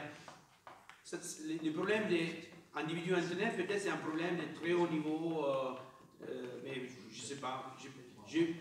Pour ceux que je vis en Italie, par exemple, une nageuse comme Federica Pellegrini, que vous connaissez, elle est, je pense, la plus égoïste des êtres humains que j'ai connus dans ma vie, mais elle a besoin de quelqu'un pour nager avec elle. Elle a envie d'avoir un groupe avec elle, elle ne nage pas tout seul. C'est Lucas qui disait que dans un groupe, il en fallait toujours un qui même s'il ne fait pas les résultats, ben, il est juste là pour tirer le groupe, quoi. Il y a plusieurs choses. Il y a plusieurs choses. Alors, je reviens à formateur traditionnel, PowerPoint. Je fais un petit résumé de ce que j'ai dit ce matin avec les tableaux ou avec un PowerPoint, parce que je pense que c'est plus vivant, mais j'en profite pour raconter quelques histoires. Alors, on a tout dit ça, hein. Donc, ce n'est pas une pédagogie de reproduction, c'est une pédagogie de construction. On l'a dit ce matin, on l'a dit cet après-midi. Moi, j'analyse les meilleurs nageurs, non pour reproduire ce qui s'est fait par les meilleurs nageurs, mais pour sortir un modèle de fonctionnement que je peux utiliser pour construire ma didactique. Donc, mon problème à moi, c'est la construction, c'est la didactique. Comment j'organise la matière pour la faire passer. Ok? Donc, c'est une pédagogie de construction. Ça, on passe parce que c'est... Ça, c'est un outil de raisonnement. Je ne vais pas entrer dedans, mais le résumé, c'est il faut mettre quelque chose derrière les mots. Okay? Il ne faut pas lire, écrire. Hein. Je ne peux pas dire technique, pédagogie, natation sans mettre quelque chose derrière les mots. Sinon, ce n'est pas possible de se parler. Hein. Alors, pour moi, la fonction de l'enseignement, ce n'est pas de transmettre un savoir, mais c'est même pas de transformer l'apprenant, c'est d'obtenir une transformation de l'apprenant, de lui permettre de se transformer. Et ça, c'est la fonction de l'enseignement. Okay? Donc, je ne suis pas là sinon pour transmettre un savoir. Il me dit quelque chose, j'apprends par cœur, je lui dis quelque chose et je m'en fiche si cette chose va transformer l'apprenant. Par contre, pour moi, c'est vraiment, la fonction, c'est d'obtenir une transformation, sinon un objectif à rejoindre. Okay? Ça, on passe. Ça, on l'a vu ce matin. Hein? Option pédagogique, c'est comprendre pour réussir, réussir pour éventuellement comprendre. Et on a fait les tableaux avec les démos, qu'est-ce que ça signifie. Okay? Alors, l'option pédagogique, comprendre pour réussir, c'est-à-dire pas comprendre pour réussir dans les sens qu'on a vu ce matin. C'est-à-dire, l'option pédagogique, je t'explique, tu reproduis mes mouvements, c'est il y a des mouvements corrects à faire, on se déplace comme ça, on fait comme ça, on fait comme ça. Si tu te trompes, je te corrige.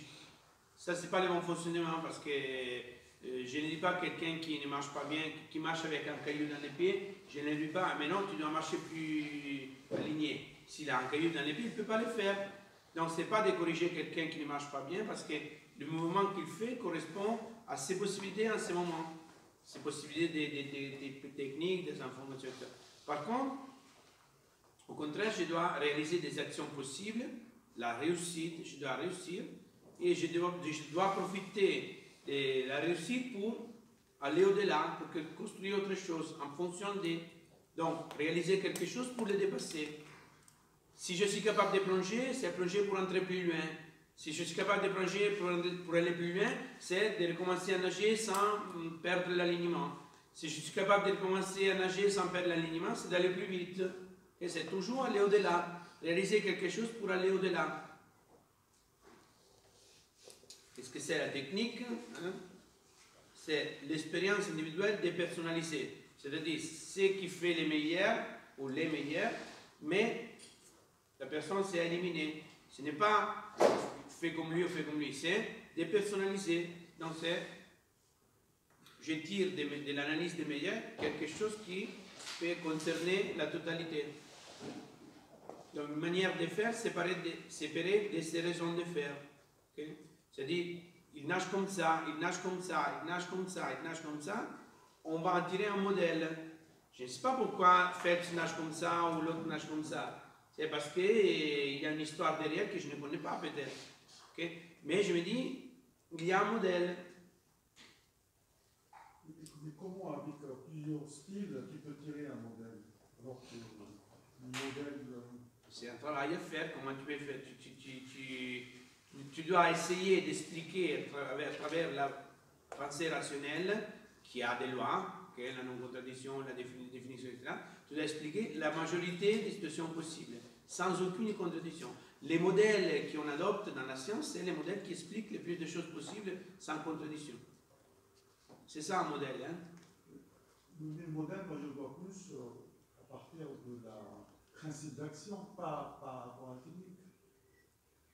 C'est le principe d'action, c'est les lois de la physique, de la physio, de la... C'est des points différents d'entrée de la même chose. C'est des pistes d'entrée. Parce que aussi, tu as pris l'exemple de Phelps, on part, on tape l'oglo ou la Zlobzé, c'est 2-3 trucs complètement différents, je ne vois pas où est le modèle. C'est pas un modèle, c'est un modèle de fonctionnement. C'est-à-dire que tu dois regarder les meilleurs qui nagent comme ça pour des raisons culturelles. Okay? Mais à partir de ce qui se fait par les meilleurs, tu dois dire mon modèle de fonctionnement du nageur, c'est ça. Qu'est-ce qu'il y a qui te fait dire ça? La correspondance aux lois de la physique, aux lois de la physiologie, aux lois de l'anatomie, etc. Okay? Donc tu dois utiliser tout ça pour analyser, pour lire les meilleurs nageurs, pour en tirer un modèle de fonctionnement. C'est pour ça que c'est important de connaître son propre modèle, de l'expliciter. Sinon, je ne peux pas changer avec les autres. Si je fonctionne sans avoir explicité mon modèle de fonctionnement, c'est qu'il y a cette vision quelque part. Je ne peux pas fonctionner sans avoir une idée quelque part. Mais puisque ce n'est pas explicité, c'est elle qui me contrôle. Par contre, si c'est explicité, moi je peux raisonner, mais je peux changer, je peux la transformer, je peux l'adapter. Par contre, c'est indispensable d'expliciter cette idée de la technique, du fonctionnement, il faut expliciter. Sinon, c'est quelque chose qui fonctionne malgré moi, mais caché quelque part. Et donc, je suis contrôlé par cette idée. Et c'est pour ça que je tombe dans l'idéologie. Est-ce que tu pourrais donner ton modèle de fonctionnement? Est-ce que ton modèle, c'est de ne pas avoir de pourrais modèle? donner ton modèle de fonctionnement? Mon modèle, c'est de ne pas avoir de modèle? Non, moi, j'ai un modèle très précis. Et... D'une personne? Hein? D'une personne? Un modèle précis d'une personne ou un modèle que tu t'es construit toi-même? Ah non, comme il vient de le dire, moi au départ je n'étais pas trop expert, j'ai fait confiance aux autres entraîneurs et après à des maîtres, et après je me suis dit peut-être désormais je suis capable de lire les nageurs, la culture et de me construire mon modèle. Moi je vois un nageur de brasse qui utilise les jambes pour pousser bien aligné. Okay? Je peux expliciter tous mes modèles de nage parce que j'enseigne ça au cours quand je fais la formation pour les entraîneurs en Italie. Mais alors, je pense que les nageurs tirent pour monter. Et désormais, maintenant, le modèle c'est que quand il est arrivé ici, il fait déjà ça pour s'allonger. C'est pour ça que cette partie-là, on l'a réduite. Pour moi, c'est mon modèle. Donc pour moi, j'enseigne à tirer pour monter et s'allonger pour pousser fort avec les jambes. Parce que c'est mon modèle de fonctionnement de la brasse. Et à partir de là, j'ai construit ma brasse qui est pousser avec les jambes, avec un corps aligné, pousser en immersion, parce que si c'est en surface, il n'y a pas le bon appui, la masse de pied, mais la pousser avec les jambes en brasse en immersion, ça correspond à la brasse, parce que le nageur de brasse, il est aligné, il pousse, et quand il doit respirer, remonter, parce qu'on utilise les coups de brasse pour monter. Donc j'ai un modèle de fonctionnement technique, et j'ai une didactique qui suit ces modèles. Donc c'est la construction des jambes en brasse, utiliser les bras pour monter, Et après, je travaille la ventilation et le rythme. Ça, c'est une didactique que j'ai tirée à partir de mon modèle de fonctionnement. Okay? Donc là, tu n'utilises pas du tout le mouvement des membres supérieurs, enfin des bras, pour avancer. Pour l'avancement. Mais oui. Parce que si je monte, en même temps, j'avance. Donc dans... Les mouvements, c'est pour... Alors, je dois déplacer des masses d'eau dans la direction de l'axe du corps. La direction de l'axe du corps, c'est monter. Monter, 45 degrés, 35, 18, 22, ça dépend de mon nageur. Je lui dis de construire ça pour monter et d'entrer le plus loin possible et le plus rapidement possible. Et après, il va trouver sa solution. Sans doute, il ne fera jamais ça. Parce qu'il arrive là, et quand il est monté, je ne dis rien par rapport au mouvement. Je dis, tu t'alignes le plus rapidement possible. L'indication, c'est, ce n'est pas les mains qui doivent aller loin, c'est les épaules qui doivent aller très loin. Je travaille sur des représentations. Parce que les nageurs qui nagent avec les mains, c'est ça. Les nageurs qui travaillent avec les épaules, c'est ça. Ça, c'est une image technique et une didactique qui est en relation avec l'image technique. Et après, il y a une pédagogie.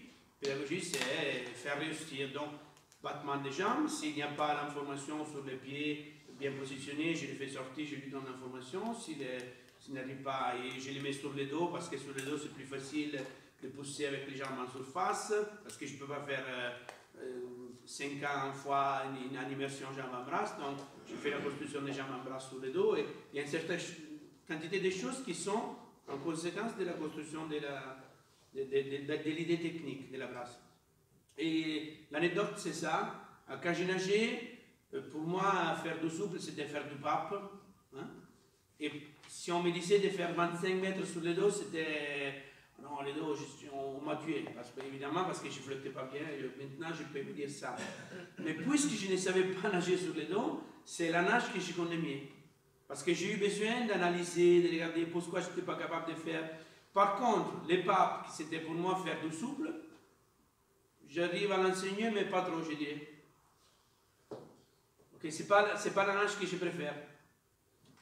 Par contre, les dos, je ne pouvais pas les nager, et j'ai quitté nager de dos. Parce que tu as réfléchi dessus. Parce que j'ai été obligé, quand j'ai nagé sur le dos, je ne pouvais pas me dire, nage en pape. J'ai pensé à la maison, à la télé, nage en dos, j'étais obligé de dire, je dois m'allonger, je dois mettre la tête comme ça, parce que je n'étais pas capable de le faire.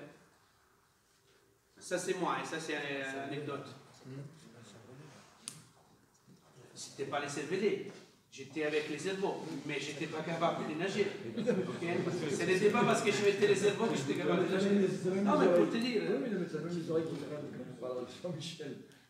Alors là, la technique, c'est ça.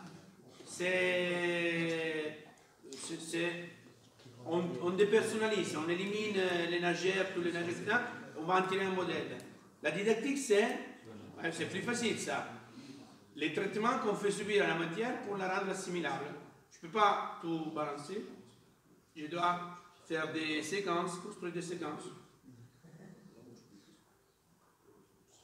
Et est-ce qu'il peut y avoir par moment des contradictions entre ton modèle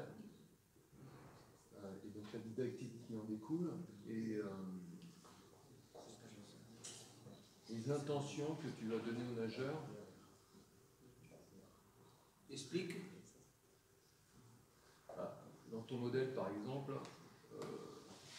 l'idée pour se propulser, c'est de déplacer une grosse masse d'eau vers l'arrière, en accélération, ainsi de suite. Oui. Et peut-être que donner une autre intention au nageur, c'est-à-dire qu'il ait l'intention non pas de projeter la masse d'eau, mais de prendre appui sur cette masse d'eau, va lui permettre de se construire.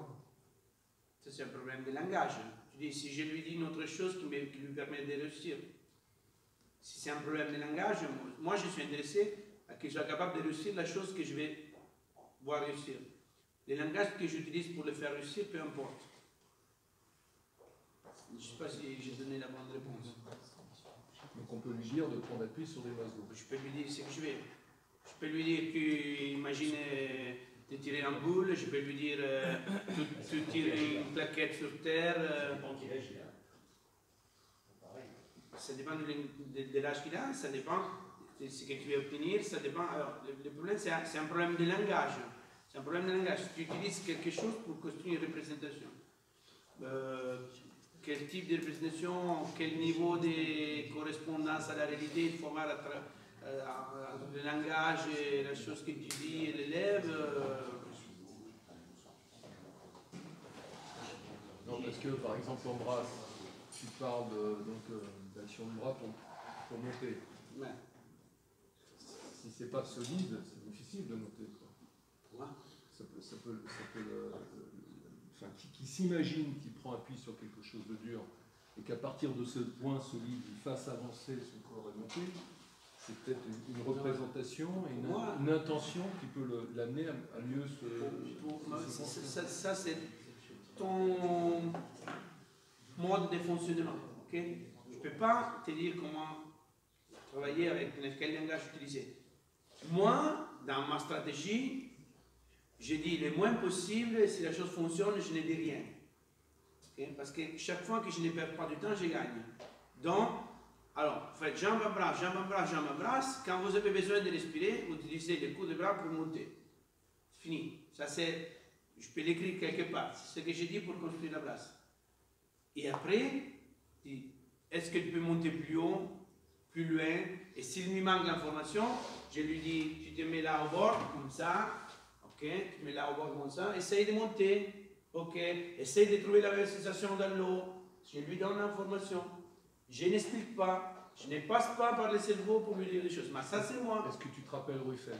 Oui. Je me rappelle encore une situation où justement on met les gamins, ou je mets les gamins en situation d'appui solide. Oui. Je leur demande de... Ça c'est pas la base. Pardon? Ça c'est pas la base, hein. C'est ça. Non, mais parce que situation d'analogie avec cet appui solide et puis cette exploitation de l'appui pour faire avancer le corps. Quoi. Et la réaction de Raymond par rapport à ça? Non. Tu te rappelles pas? Non. C'était complètement en contradiction avec son modèle théorique, qui était de prendre appui et projeter des masses d'eau, et non pas prendre appui sur quelque chose de solide pour faire avancer le corps. Je pense qu'il y a une confusion.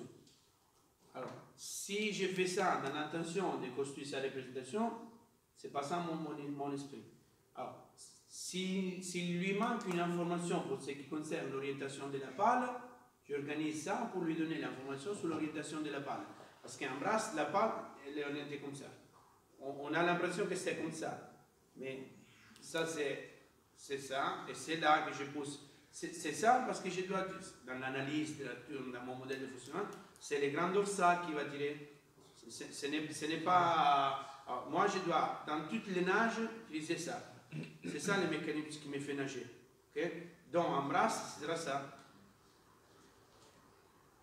Okay. Là, on est encore dans le projectile. Je m'en fiche. Il va trouver, mon problème, c'est que quand il tire, il utilise ça. Okay? Il utilise ça. Donc, j'ai besoin de lui donner l'information.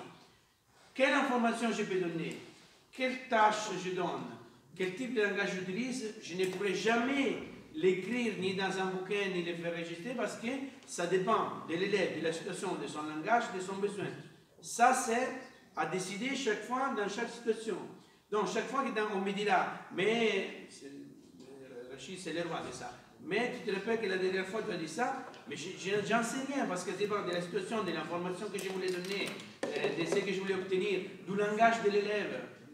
Si on a parlé, je ne sais pas, avec lui qu'un jour d'un match de football, peut-être que ça porte accès pour construire quelque chose, c'est tu fais comme les joueurs de football, parce que je sais que c'est son langage. Ok? Mais qu'est-ce que ça veut dire? Que la prochaine fois, je parlerai de ça avec tous les nageurs, non? Parce que pour lui, c'est une autre porte, pour lui, c'est une autre porte. Et pour quelqu'un, je dois dire, tu mets la tête comme ça, et pour l'autre, je dirais, tu mets la tête comme ça. Ça dépend de l'information que je vais donner. C'est qu'on peut décider ensemble. Tu sais, c'est les modèles techniques et la didactique, les passages obligés. Ce qui concerne le langage, c'est le métier de l'enseignant. La stratégie que j'utilise pour me mettre en relation avec l'élève et lui faire faire des choses, c'est l'enseignant. C'est la performance de l'enseignant. Une fois qu'on vous a donné les moyens, c'est à vous. Alors, quand les nageurs, sa performance, c'est les descentes d'eau, les descentes 4 nages ou les 5 papes, la performance de l'enseignant, c'est d'être capable de faire fonctionner les élèves. On vous donne les moyens, on vous entraîne à faire ça. Si on fait un stage d'une semaine, on vous met en situation de formation, on vous gère quand vous faites des séances avec les élèves. Mais après, c'est à vous. Et il y aura des maîtres nageurs, comme il y aura des nageurs performants qui vont faire record du monde ou record de la région, il y aura des maîtres nageurs performants qui seront capables de faire fonctionner tous les élèves. Il y aura des maîtres nageurs qui sont capables de faire fonctionner un seul élève. Il y aura des maîtres nageurs qui n'arriveront jamais au niveau parce qu'il y a quelque chose qui manque du point de vue des informations, de la structure de la personnalité, de l'expertise technique, du modèle théorique. Il faut être sincère, là on est dans la réalité. Est-ce que vous croyez que vous arriverez à avoir tous les nageurs au niveau national? On fait ce qu'on peut faire. Mais en sachant, vous devez savoir que la performance du nageur, c'est à lui. Hein, qui a nagé. Hein. Moi, il y a quelque chose qui vraiment me...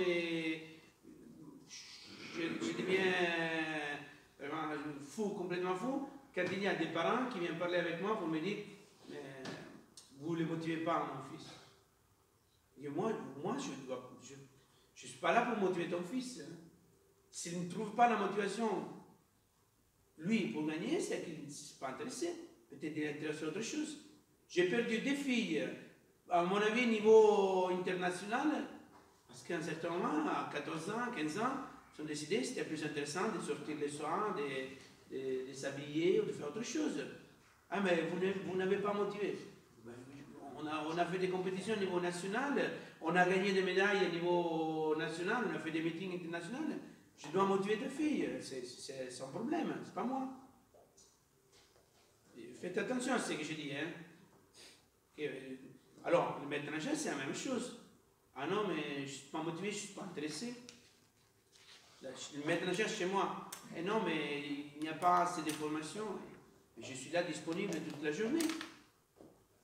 C'est à vous de chercher. Hein.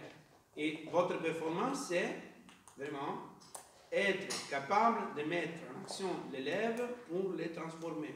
C'est ça votre performance à vous. Hein. Ce n'est pas être capable de redire des choses ou connaître une grande quantité de choses. Ça ne sert à rien de connaître. Moi, je connais la cuisine française, italienne par cœur.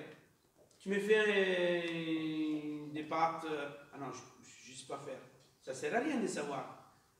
Être capable de faire fonctionner quoi? Les groupes d'élèves. Pour moi, c'est les groupes plutôt que l'individu, mais sinon l'individu, de faire fonctionner l'élève, les mettre en action pour obtenir une transformation possible, pour lui permettre d'avoir une performance. Ça, c'est votre performance à vous. Ok? Donc, ce n'est pas mon problème votre performance. Donc, je n'aurais jamais envie de vous donner quelle tâche tu proposes, comment tu prends pour lui proposer quelque chose. Ça, c'est votre métier.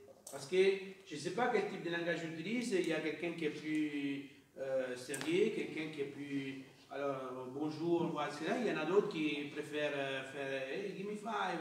J'en sais rien de ça. Ça dépend de votre personnalité, ok? Pas de recette. Pas de recette, bravo. Sinon, vous devez construire votre recette ou chercher des recettes et transformer ces recettes. Vous vous appropriez de cette recette. Okay? C'est passer à autre chose. C'est une chose, c'est imiter la recette ou quelqu'un qui vient vous donner la recette.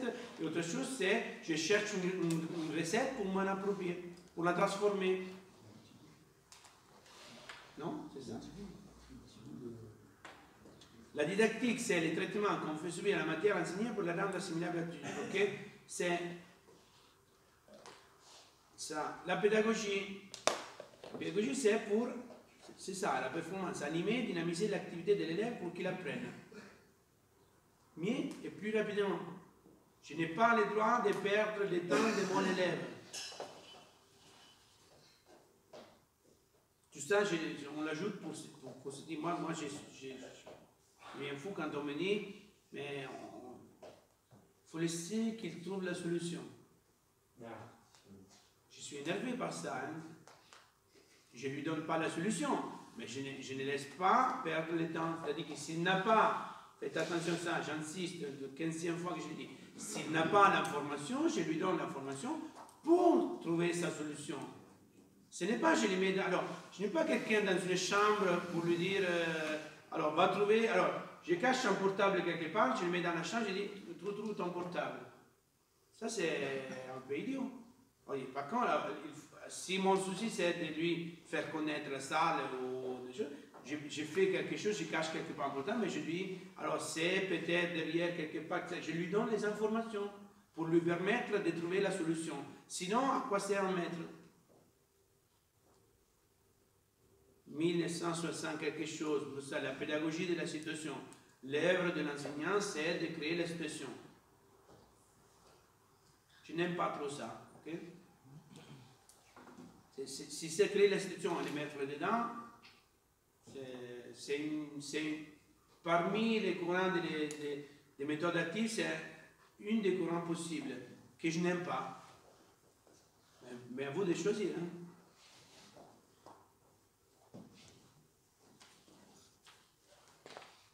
Tu m'avais dit comment on fait pour construire une méthode, un modèle théorique.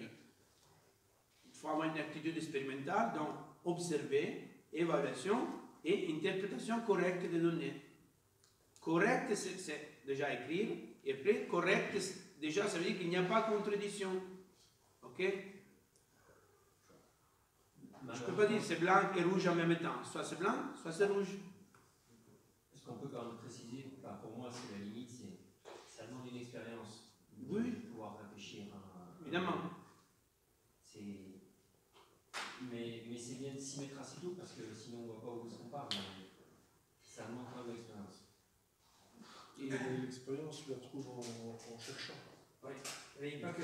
Pas cherchant. Ça fait partie avec les nageurs, mais en cherchant. Non, mais je parle en nageur, oui, certes, mais avec d'autres personnes. En tapant en porte, en discutant, en échangeant, en allant voir ce qui se passe, en donnant son avis, et puis après, par petits bouts, se mettre.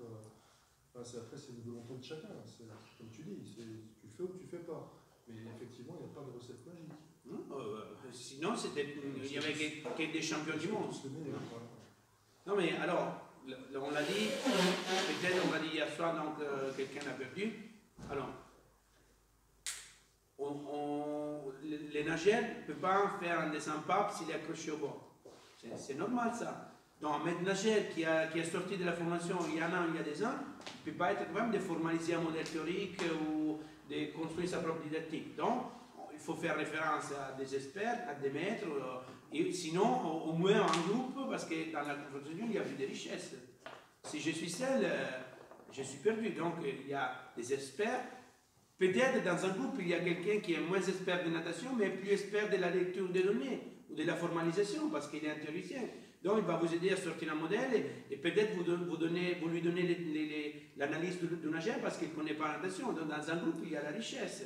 Si vous ne construisez pas les groupes, c'est perdu. Hein?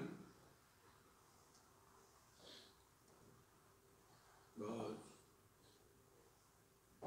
Voilà, ça c'est important. Pour théoriser valablement, hein, il faut une motivation. Donc, pourquoi je devrais perdre du temps à écrire des choses, analyser, etc. Pourquoi?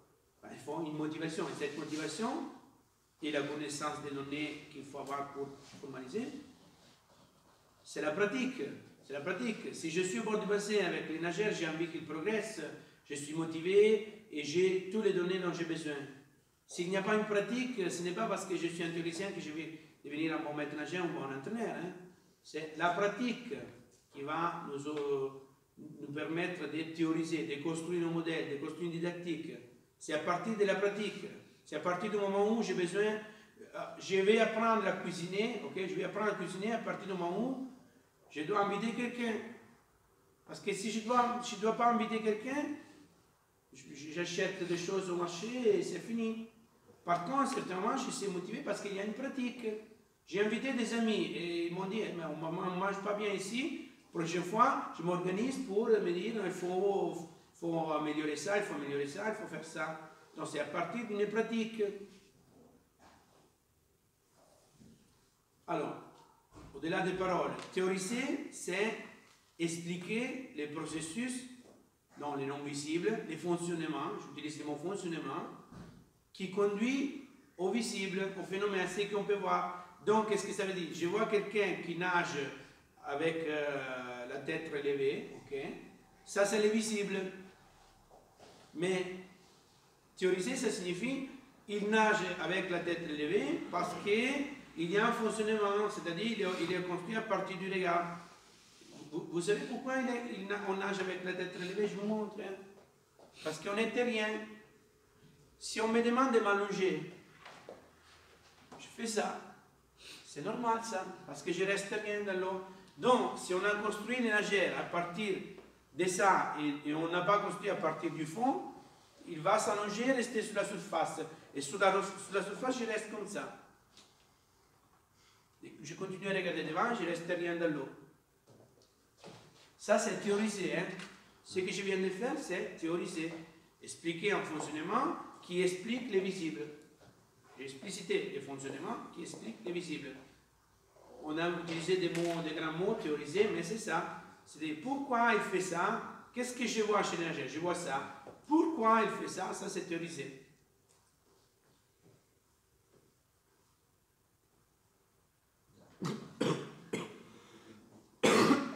On l'a dit plusieurs fois. Okay? Le passage obligé pour être enseignant, c'est d'expliciter sa propre didactique. Okay? L'ordre d'importance et chronologique selon lesquels je vais enseigner la matière. Okay? La natation, la cuisine, un jeu de cartes, peu importe, il faut que je me dise, alors pour enseigner un jeu de cartes, je me dis, alors au départ, il faut qu'il soit capable, mon élève, de savoir si c'est plus grand, plus petit, si c'est rouge, si c'est noir, etc. Et après, je vais lui dire, tiens, là, la règle c'est ça, je vais mettre dans l'ordre. Okay? Je ne pense pas qu'on va commencer un jeu de cartes, on lui donne les cartes et on commence à jouer. Okay? Il faut isoler la matière. Isoler les parties, isoler, couper. Okay? C'est un paradoxe parce qu'on dit qu'on n'est pas en train de sommer les choses, mais pour l'enseigner, on ne peut pas enseigner tous en même temps. Okay? Si on enseigne à l'enfant qui apprend à écrire, il apprend les lettres, et après il apprend les mots, et après il va apprendre à faire des petites phrases. Okay? Il y a un ordre.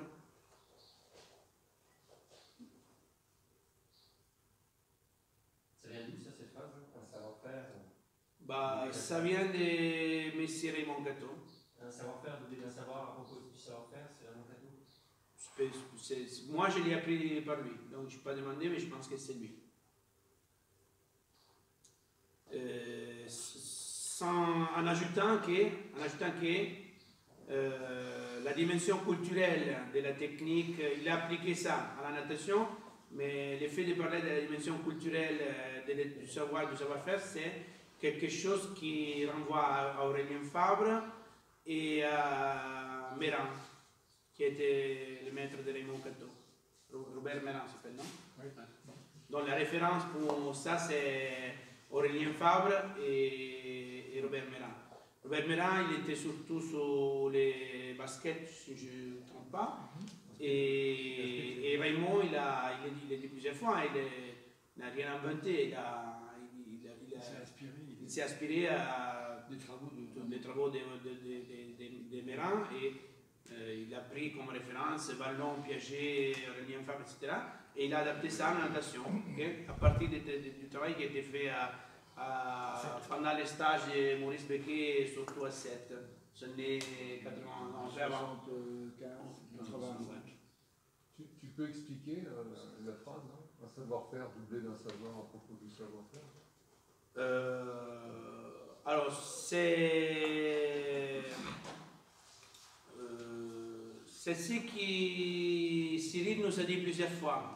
C'est-à-dire que pour être enseignant, okay, il se pose, là nous sommes posés du côté des enseignants, de ceux qui sont en train de théoriser.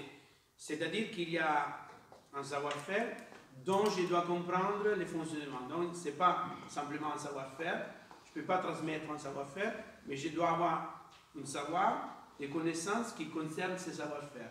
Donc c'est une façon, si vous voulez, élaborée, compliquée de dire que je dois connaître, comprendre le fonctionnement de ce savoir-faire. Et je crois qu'on peut le paralléliser, enfin, le transposer sur un nageur lui-même. C'est-à-dire qu'on peut avoir des nageurs, pour imager un nageur qui sait très bien nager, mais qui n'a pas compris que sa main n'allait pas vers l'arrière, que c'est son corps qui se dépasse vers l'avant. C'est-à-dire qu'il peut très bien être techniquement beau à voir, mais quand il n'a pas compris comment il s'organise. Et donc je pense que pour le faire... Et c'est un frein derrière l'évolution, donc on aura à un moment donné... Alors ça je ne sais pas. Je pense qu'à un niveau vraiment top, peut-être. Je ne sais pas, hein, je sais pas. Parce que on m'a dit qu'il y a des nageurs niveau top qui ne comprennent rien du fonctionnement. C'est généralement justement on arrive à des nageurs à qui on n'a jamais demandé d'apprendre ce que c'est que nager. Alors moi je ne suis pas convaincu que comprendre soit indispensable pour savoir-faire. Parce que le savoir-faire c'est quelque chose qui vient après. Mais ça n'empêche qu'on puisse organiser son modèle de fonctionnement selon l'idée que c'est important ça aussi. Moi je pense que c'est important, mais c'est quelque chose qui vient après. Par contre, pour l'enseignant, ce n'est pas possible de ne pas avoir les savoirs sur les savoir-faire. N'as-tu pas dit que tu nageais mieux en dos? Non. Depuis que tu t'étais interrogé sur comment apprendre. Ah non. C'est la nage que je n'ai jamais réussi à faire. Et pour la nager, j'avais besoin d'être toujours là avec la tête et je n'arrivais pas à la faire et j'étais complètement gêné. Mais c'est la nage que je suis capable de m'y enseigner. Donc, pour l'enseigner, il faut la connaître. Par contre, pour la nager, la nage que je nageais mieux, c'était la nage que je connaissais moins. Mais ça c'est moi. Hein. Je nageais en pape, j'allais, je glissais. Vraiment, c'était très facile pour moi et je n'y pensais à rien. Par contre, on me mettait sur le dos, j'étais tellement fatigué, je devais tirer, je devais être toujours conscient pour me concentrer. 25 mètres, j'étais mort. Si on me disait des 100 mètres, je peux aller aux toilettes, c'était toujours comme ça. Et par contre, après dans mon histoire d'entraîneur, c'est le dos que j'ai mieux compris, parce que je savais qu'il fallait mettre là l'épaule, le dos, s'aligner, la tête, tirer, parce que j'avais tout élaboré dans ma tête. Ça c'est mon expérience. Ça ne t'a pas permis malgré tout de t'améliorer ton dos? Ah non, si tu me mets maintenant sur le dos, je pense que je ne nage pas beaucoup, mais je pense que si tu me mets sur les papes, je fatigue un peu parce que je ne suis pas trop élastique, je peux le faire. Si tu me dis de faire des 100 mètres en dos, tu peux me regarder, je tombe au fond. Même après ta réflexion? Même après ma réflexion, parce qu'il y a quelque chose qui me manque du point de vue de la construction. Je suis certain qu'il y a quelque chose qui me manque du point de vue de la construction. Je n'ai pas eu envie de la trouver, cette chose-là. Donc, là, tu es en train de nous dire que, en tant que toi sportif, tu lis d'abord la notice, avant tu essaies de comprendre avant de réussir, mais par contre, en tant qu'entraîneur, c'est l'inverse. Tu vois ce que je veux. En tant que sportif, je ne voulais rien comprendre. Je voulais nager, je voulais faire. Voilà. Donc là, si tu dis par rapport au dos, tu as d'abord regardé comment il fallait faire avant de comprendre. Non. Je te dis que pour ce qui concerne les dos, j'ai été obligé à étudier beaucoup plus parce que je n'étais pas capable de le faire. Donc j'ai été obligé à réfléchir sur les dos. Donc c'est la nage que je connais mieux. Parce que j'ai été obligé à réfléchir. Donc pour être enseignant, le fait de réfléchir m'a aidé. Pour être nageur, ça ne m'a pas aidé. Mais je ne dis pas que ça c'est la règle. Ça c'est mon fonctionnement. Et je pense que c'est possible. Je pense que c'est possible d'être capable de faire quelque chose sans savoir comment et pourquoi. Ok?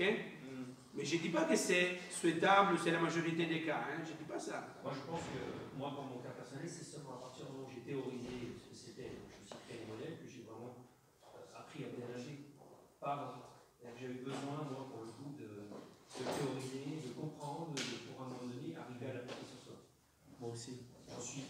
Alors, mais j'en suis convaincu. Moi, c'est arrivé à la ça m'a transformé, quoi, sur ma nage. Je suis d'accord. Pourtant, je peux dire que j'étais une sacrée bise. Moi, c'est en formation que j'ai compris pourquoi je faisais certaines choses et j'ai pu les améliorer. C'est qu'en formation. J'ai compris pourquoi je fais certaines choses en tant que nageur. Je suis d'accord. on n'a pas le temps d'aborder ça parce que c'est presque 18h, mais peut-être Antoine et Simon étaient déjà là. Parmi les composants de la personnalité, il y a l'affectif, il y a le cognitif. Okay? Alors, et il y a la motricité aussi. Okay? Alors, il y a quelqu'un, sa porte d'accès, c'est la motricité. C'est-à-dire que sa communication passe à travers la motricité. C'est les enfants qui sont capables de grimper, monter, qui vous fatiguent à contrôler. Okay? Il y a des sujets qui sont construits à partir du côté affectif. C'est-à-dire que s'ils aiment les maîtres, ils sont capables de faire tous. S'ils sont en relation négative, ils refusent. Il y a des sujets qui sont construits à partir du côté cognitif. Ils te posent toujours questions. J'ai des enfants de 6 ans. Ils parlent comme si c'est un professeur universitaire. Pourquoi je dois faire ça? Ça, c'est la porte d'accès pour ces enfants-là. Alors, évidemment, avec l'enfant, je dois essayer de développer la personnalité. Mais c'est évident que pour l'enfant cognitif, le fait de lui donner une explication va lui permettre d'élaborer parce qu'il a été construit comme ça. Pour l'enfant affectif, je dois travailler sur la relation pour lui permettre de faire des choses. Pour celui qui est dans la motricité, alors, l'enfant cognitif. Je fais un exemple très simple parce que je vais sortir du très haut niveau. Premier jour à l'école de natation. Premier jour. Il faut rentrer dans l'eau, grande profondeur. Okay? Enfant, motricité. On va rentrer dans l'eau. Pof! Tu dois le reprendre parce qu'il est tombé. Ça me fiche complètement. Tu le sors, tu te détournes, il est retombé. Il pense rien, ça n'est rien. Okay. Enfant affectif, commence à pleurer. Okay? Mais non, c'est rien, si je viens avec toi, je t'accompagne, etc. Il va rentrer. Enfant cognitif. Non, mais j'ai peur, je ne vais pas. Mais non, en fait, regarde, là, il y a 1m80, mais il y a une perche, tu te mets accroché au bord, il n'y a rien qui se passe. Ah, ok, je l'ai fait. Okay, c'est 3 pistes, 3 langages. Parce que quelqu'un a besoin d'un type d'information, l'autre il a besoin d'un type de communication, et l'autre il a besoin d'être freiné peut-être. Okay? Pour l'enfant qui se jette dans l'eau, je ne peux rien expliquer, rien faire, sauf le prendre pour la main et dire tu ne peux pas te plonger, arrête, tu dois être avec les autres. Okay? Mais après, dans le groupe, j'essaierai de développer avec l'enfant qui est plutôt motricité, des choses, avec l'enfant qui est toujours en train de pleurer, on va dire hey, arrête, hein, c'est fait comme les autres, etc. Et avec l'enfant qui est trop cognitif, on va lui dire mais essaye-moi, fais confiance à moi, tu verras que ça va venir. Parce que je vais développer les autres côtés des enfants. Okay? Donc, c'est important de savoir ça, parce que sinon ça devient, si je n'accepte pas ça, je pense que puisque je suis cognitif, tout le monde doit être cognitif. Puisque je suis affectif, tout le monde doit être affectif. Ou si je suis dans la motricité, tout le monde doit être comme moi. Et chez les entraîneurs, c'est la même chose. Hein? Alors, il y a des entraîneurs qui sont explications. Là, les tableaux, les grilles, les données, tu expliques, réunion avec les nageurs. Okay? Il y a des entraîneurs qui sont affectifs. Là, je te parle bien, qu'est-ce qui se passe chez toi, la famille, les choses là. Et il y a des entraîneurs qui sont dans la motricité, qui te tirent les planches, qui te prennent par la main, qui te tirent. Okay? Mais au niveau, il y a des choses comme ça. Okay? Alors, est-ce que c'est juste de faire ça, oui ou non? Moi, je pense qu'un entraîneur évolué qui a théorisé tout ça, c'est capable d'utiliser les 3 portes d'accès, de parler avec l'un ou avec l'autre en fonction de son langage. Et s'il a besoin de cette porte-là, j'utilise cette porte. Si j'ai besoin de développer les autres portes, je refuse d'utiliser cette porte-là. Parce que le nageur qui est trop affectif va être limité dans sa performance. Donc, j'ai besoin de développer son aspect cognitif et son aspect motricité. Et le nageur qui est trop motricité, à un certain moment, il ne sera pas plus capable d'évoluer parce qu'il n'écoute pas et il ne peut pas échanger. Et pour l'affectif, c'est la même chose. Si chaque fois qu'il y a une difficulté, il commence à pleurer ou il s'exalte et après il se déprime, il ne peut pas progresser. Donc, il faut construire une personnalité équilibrée. Et donc, quand tu as le groupe de ce matin, il y a quand même des personnalités donc différentes. Oui. Comment pour en faire une bonne mayonnaise avec l'ensemble des... Alors, on commence à faire une bonne personnalité. Dans une CLR, je demandais plusieurs fois comment t'appelles, quel est ton nom. j'ai essayé de me rappeler le nom pour l'appeler au bon moment, j'ai essayé de valoriser les résultats de ceux qui étaient un peu à côté. J'ai vu sur la ligne à gauche, il y a une petite fille qui est partie toujours dernière et qui ne comprenait pas les têtes. J'ai essayé d'arrêter, pour faire arrêter les groupes, les nageurs que je voulais mettre dans la dynamique. Je n'ai jamais arrêté les meilleurs du groupe, le premier. Et qu'est-ce que je fais encore? J'ai changé de lindo en enfant qui avait une attitude agressive par rapport à la lindo. J'ai essayé de gérer tout ça. Parce que quand je dois lire les nageurs du point de vue de la technique ou du point de vue de la posture ou de l'alignement, je dois lire aussi la personnalité, la relation et tout ça. Mais c'est pas facile. Hein? Non, c'est pas facile. Et je sais que je ne suis pas un magicien. Et il faut en tenir compte. Je ne suis pas un magicien. Je ne sais pas si j'ai réussi. Je ne peux pas réussir avec une seule séance d'une heure et demie à transformer 15 nageurs. Peut-être qu'il y a une direction possible. Je sais que je ne peux pas construire une relation avec la lecture de la personnalité des 15 nageurs de 12 ans avec une heure et demie de leçon. Mais en tout cas, dans ma tête, il y a, comme je lis les nageurs du point de vue, il nage bien, il est aligné. Je lis, alors elle part devant, elle part derrière, il se met à côté, il m'écoute, il me regarde quand je parle, il ne me regarde pas. Et si je demande à quelqu'un pour faire quelque chose, il se cache ou il a envie de venir. Tout ça, c'est des éléments pour les nageurs. Et après, je fais fonctionner les groupes. J'essaye de faire fonctionner les groupes. Je ne sais pas si je fais fonctionner les groupes. J'essaye de faire fonctionner les groupes. Donc, parce que j'essaye de faire fonctionner les groupes, parce que si tu fais fonctionner les groupes, ils bougent, ils partent, tu commences à voir les rôles. Donc, il y a les leaders, il y a celui qui veut faire voir qu'il est très fort, celui qui veut se cacher un peu pour te regarder. Peut-être il y a des nageurs très forts qui se cachent parce que, qu'est-ce qu'il veut celui-là? Je me mets derrière, je ne montre pas que je suis le meilleur. J'attends. Donc, il y a tellement de choses, et ça, il faut les construire. Cette compétence, il faut la construire là. Hein. Toi, en tant que pour analyser si je n'ai pas les moyens pour analyser, comment je peux faire fonctionner les groupes? Parce que, je vous dis, pour moi, tous les nageurs sont alors, je vous lis ça et après, je viens à la définition du rôle de l'enseignant pour moi. Hein. Ça, c'est ma définition de natation.